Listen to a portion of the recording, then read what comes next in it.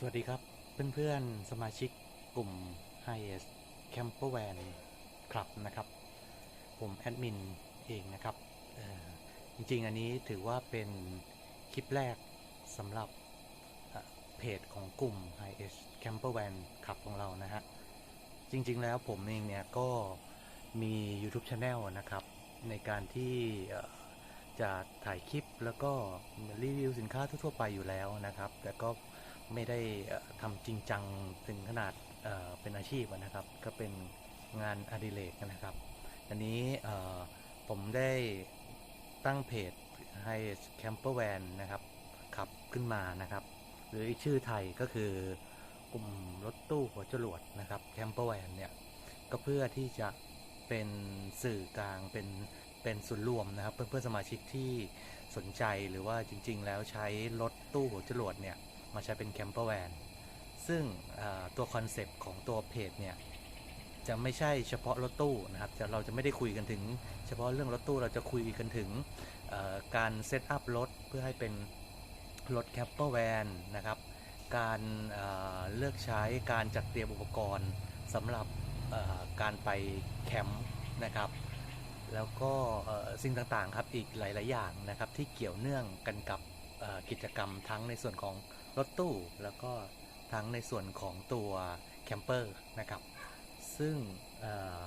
วันนี้เนี่ยก็พอมีเวลานะก็เลยถือโอกาส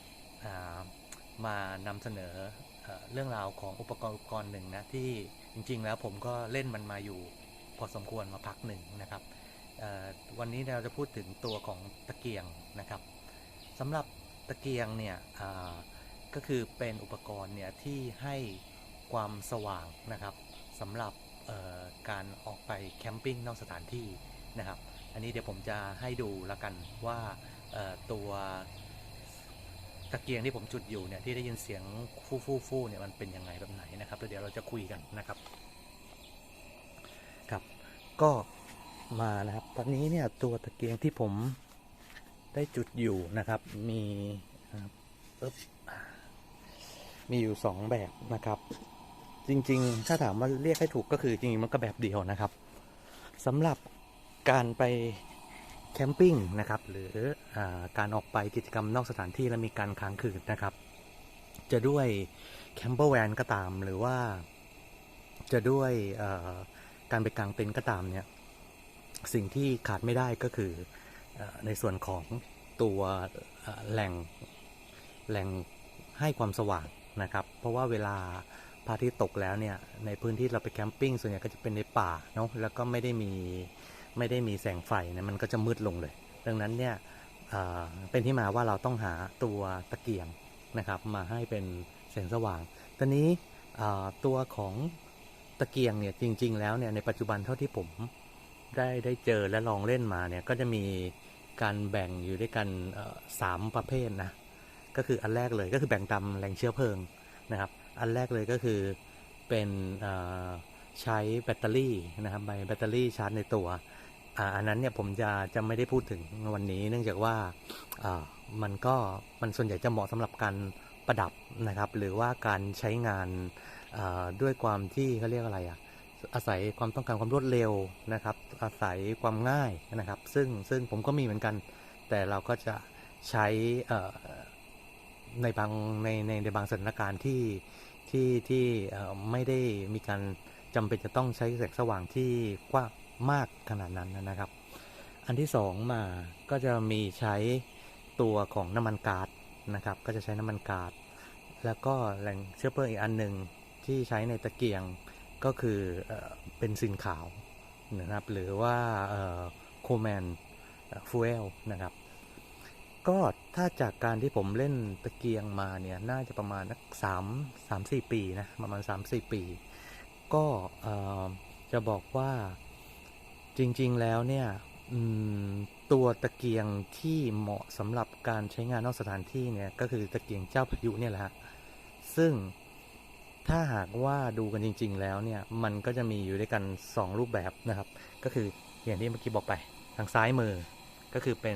ป็นตะเกียงเจ้าพายุถ้าเทียบที่เรียกกันตรงๆภาษาไทยก็คือตะเกียงเจ้าพายุแต่เรามักจะเรียกชื่อทับศัพท์เลยว่าตะเกียงโคแมน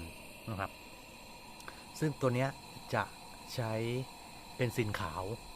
นะครับเป็นเชื้อเพลิงแต่เดี๋ยวมันมีความพิเศษของโคแมนรุ่นนี้อยู่เดี๋ยวผมจะอธิบายที่หลังนะครับส่วนมาทางขวามือ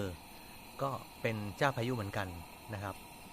แต่ตัวขวามือเนี่ยจะใช้น้ำมันก๊าซเป็นเชื้อเพลิงนะครับถ้าเปรียบเทียบกันก็คือถ้าเป็นตัวของโคแมนเนี่ยก็มีผลิตตัวใหม่ๆออกมาเรื่อยๆนะครับของใหม่ก็ยังมีผลิตมาเรื่อยๆแล้วก็มีสีสันให้เลือกหลากหลายนะครับมีรุ่นให้เลือกมากมายนะครับขึ้นอยู่กับงบประมาณแล้วก็ความชอบนะครับการใช้งานจริงๆแล้วถามว่าต่างกันไหมทั้ง2ตัวผมมองว่าไม่ต่างกันนะครับเหมือนกันสิ่งที่แตกต่างกันก็คือตัวของไส้ที่จะให้ลักษณะของแสงที่ต่างกันนะครับอันนี้ทางซ้ายมือเนี่ยมันใช้เป็นสินขาวเนี่ยผมจะสังเกตว่าถ้าไม่ได้จากกล้องเนี่ยจะเห็นว่าตัวไส้มันเนี่ยจะสีส้มมากกว่านะครับจะสีส้มมากกว่าถ้าหากว่าใช้ทางขวามือซึ่งเป็นน้ำมันก๊าซตอนนี้ผมอาจจะไม่ได้สรุปตรงนี้ในคลิปนี้เนื่องจากว่าพอดีไส้ตัวนี้ก็เป็นไส้ใหม่ที่ผมเพิ่งเอามาลองนะครับเพิ่งสั่งมาแล้วก็มาลองผูกอันนี้ดูดังนั้นก็อาจจะหนึ่งคือโรงงานแตกต่างกันยี่ห้อแตกต่างกันก็จะให้โทนสีที่แตกต่างกันผมขออนุญาตยังไม่สรุปเรื่องของโทนแสงละกันนะครับตอนนี้วกกลับมาดูว่าถ้าเราจะใช้ตัวเตาเนี่ยตัวตะเกียงเจ้าพายุเนี่ยข้อดีมันก็คือมันให้ทั้งแสงครับที่สว่างมากนะฮะตัวนี้ก็คือเคลมไว้ว่าอยู่ที่300ลูเมนนะครับแล้วก็ให้ทั้งพลังงานความร้อนในขณะที่ถ้าสมมติว่าเป็นแสงจากหลอด LED นะครับหรือไฟ LED เนี่ยจะให้แค่เฉพาะแสงและส่วนใหญ่ก็จะเป็นแสงสีขาวนะครับก็จะไม่ใช่แสงโทนสีวอร์มไวท์หรือสีเหลืองเหมือนในตะเกียงเจ้าพายุที่ให้ได้นะครับแล้วก็ที่สำคัญมันก็จะไม่ได้ให้ความร้อนนะครับโอเคตอนนี้ตัวที่โคแมนเนี่ยที่ผมใช้ตัวนี้ก็คือเป็นตัว295นะครับเป็นตะเกียงไซส์ใหญ่นะครับของโคแมนแล้วก็ใช้เบนซินขาวเป็น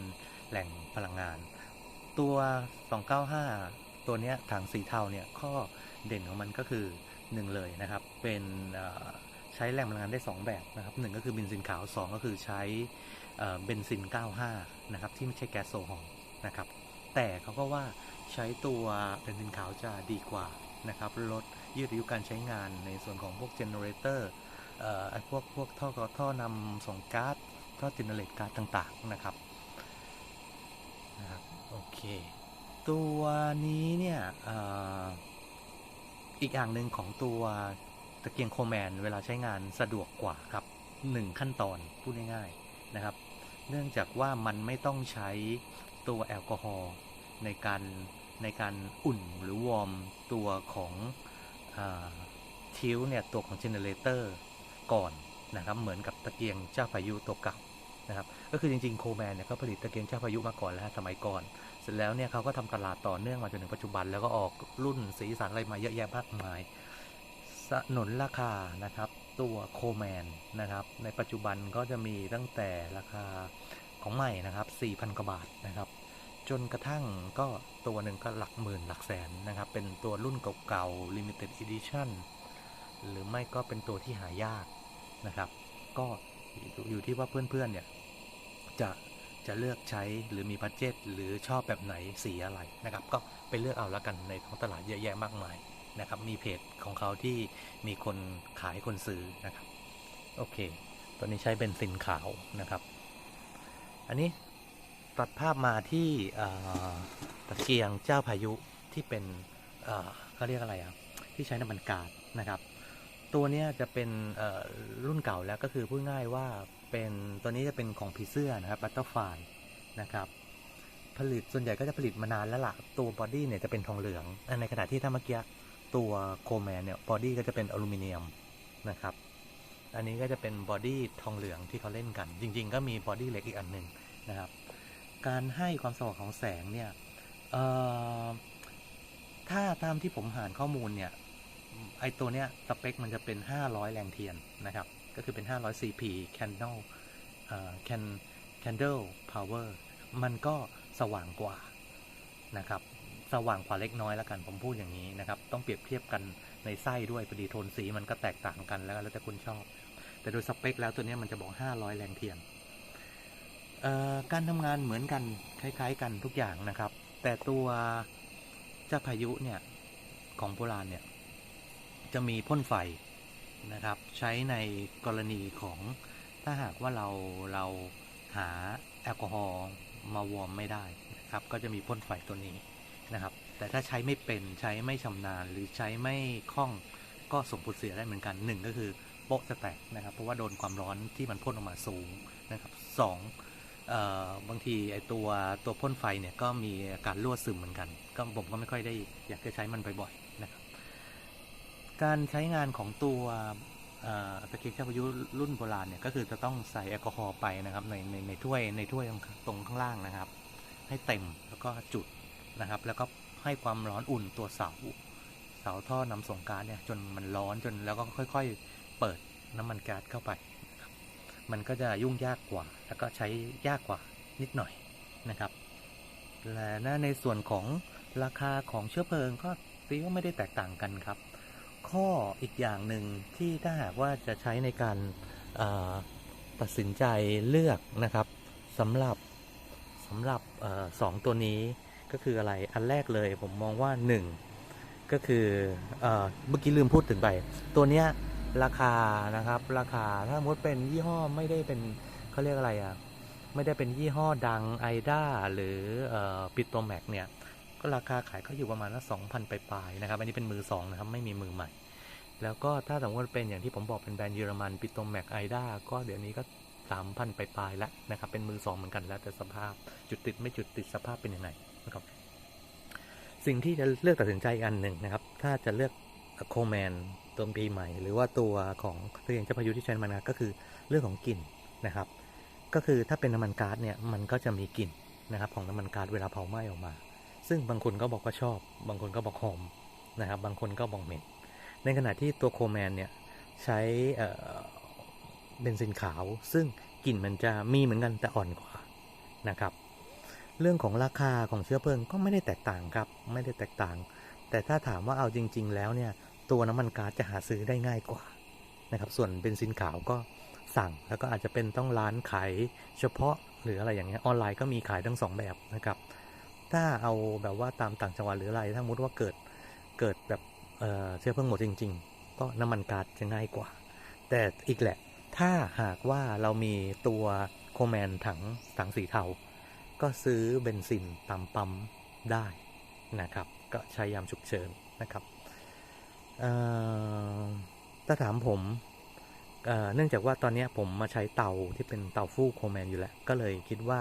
ผมจะใช้เน้นหลักในการออกแคมป์เนี่ยเป็นตัวโคแมนเพราะว่าจะได้พกเชื้อเพลิงชนิดเดียว